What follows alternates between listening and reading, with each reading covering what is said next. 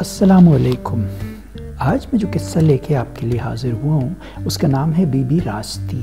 یہ قصہ کتاب 101 اولیاء اللہ خواتین سے ماخوذ کیا گیا ہے اور اس کے مصنف ہیں خواجہ شمس الدین عظیمی صاحب۔ بی بی راستی فرغانہ کے شہزادی تھیں، حسن و جمال میں یکتا تھیں۔ حسن کا شہرہ سن کر اس آس پاس کے ریاستوں کے شہزادے عمرہ شہزادی سے شادی کی خواہش مند تھے، لیکن شہزادی کو کسی سے دلچسپی نہ تھی۔ بی بی راستی عام شہزادیوں سے بہت مختلف تھیں، انتہائی پرہیزگار اور عبادت گزار۔ اپنی عبادت و ریاضت کے باعث وہ عالم ناسوت سے عالم ملکوت میں داخل ہو چکی تھیں۔ شہزادی کے والد سلطان جمال الدین بھی ایک درویش صفت بزرگ تھے۔ ان کی دلی خواہش تھی کہ جلد از جلد بیٹی کے فرض سے سبکدوش ہو جائیں۔ ایک دن سلطان نے بیٹی سے شادی کے لیے بات کی تو شہزادی نے سر جھکا کر آہستہ سے کہا، بابا حضور، جب اللہ کی مرضی ہوگی یہ کام بھی ہو جائے گا۔ آپ کیوں فکر مند ہوتے ہیں؟ ہمیں خدا کے حکم کا انتظار کرنا چاہیے۔ بی بی راستی اکثر مکہ مکرمہ اور مدینہ منورہ جاتی رہا کرتی تھیں۔ قیام کے دوران خانہ کعبہ میں روزانہ عبادت کرتی تھیں۔ حسب معمول ایک دفعہ خانہ کعبہ کا طواف کر رہی تھیں کہ ایک خوبصورت شخص کو دیکھا۔ نوجوان شخص کی پشت سے شعاعیں منعکس ہو رہی تھیں، یوں لگتا تھا کہ نور کا سیلاب امڑ آیا ہو۔ شہزادی اس شخص کو غور سے دیکھتی رہیں۔ طواف ختم ہونے کے بعد نوجوان سے مخاطب ہوئی، کیا میں پوچھ سکتی ہوں آپ کا نام کیا ہے اور آپ کہاں سے تشریف لائے ہیں؟ نوجوان نے کہا، میرا نام صدر الدین ہے اور میں ملتان شہر کا رہنے والا ہوں۔ شہزادی نے پوچھا، آپ بہاؤالدین زکریا کے شہر سے تشریف لائے ہیں؟ تو شہزادے نے کہا، جی ہاں، میں ان کا بیٹا ہوں۔ کیا آپ شادی شدہ ہیں؟ نوجوان نے کہا، نہیں۔ شہزادی نے کس قدر جھجکتے ہوئے کہا، اگر آپ شادی کے خواہش مند ہوں تو میں ایک ایسے رشتے تک آپ کی رہنمائی کر سکتی ہوں جو آپ کے لیے مناسب رہے گا۔ صدر الدین نے کہا، جہاں تک شادی کا تعلق ہے میرے والد صاحب ہی فیصلہ کریں گے۔ شہزادی نے اس پہ فوراً فرغانہ کا سفر شروع کر دیا اور فرغانہ پہنچ کر اپنے والد کو پورا واقعہ سنایا۔ والد سن کر خوش ہوئے کہ شہزادی کو کوئی تو پسند آیا، چنانچہ انہوں نے فوراً ملتان کے سفر کی تیاری شروع کر دی۔ ملتان پہنچنے پر حضرت بہاؤالدین زکریا رحمۃ اللہ علیہ نے شاہی مہمانوں کا شاندار استقبال کیا۔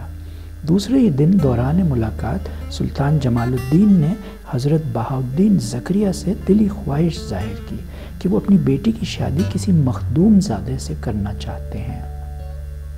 حضرت بہاؤالدین نے فرمایا، میرے بیٹے آپ کے سامنے بیٹھے ہیں، آپ جسے چاہیں اپنی فرزندگی میں لے سکتے ہیں۔ سلطان جمال الدین نے سلطان صدر الدین کی طرف دیکھا اور بہاؤالدین زکریا رحمۃ اللہ علیہ سے فرمایا، حضور، میں صدر الدین کے لیے اتنی مسافت طے کر کے ملتان آیا ہوں۔